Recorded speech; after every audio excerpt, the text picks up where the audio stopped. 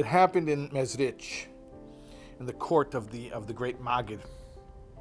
3 of his students were engaged in a conversation. What if you were God? So the first one to speak was Reb Levi Yitzchak Berdichever, who was known as the great lover of his people, always looking for a defense of a fellow Jew. So he said, if I were God, I would run the world with more chesed, with more loving kindness, so the world would be a gentler place. Next was Reb Pinchas Koritzer. Reb Pinchas was known for his self-restraint and his strength.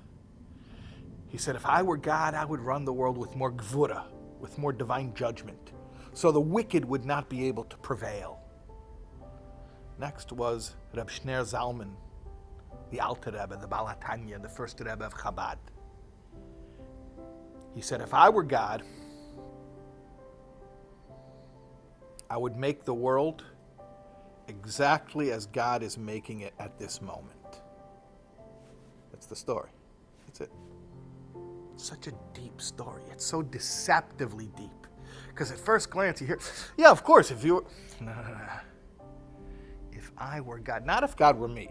If God were me, God would run the world the way that I think it should be run, according to my limited understanding.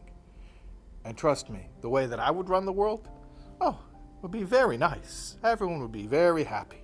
I would get elected. If it were a democratically elected position, I would win that position. I could get elected to be God. If God were me, he would run the world the way I think it should be run. But is that the way it really should be run?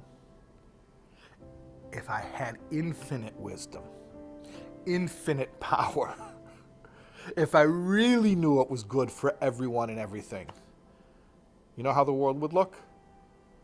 Exactly as it looks at this moment. So if I were God, I would be creating the world exactly as he's creating it at this second.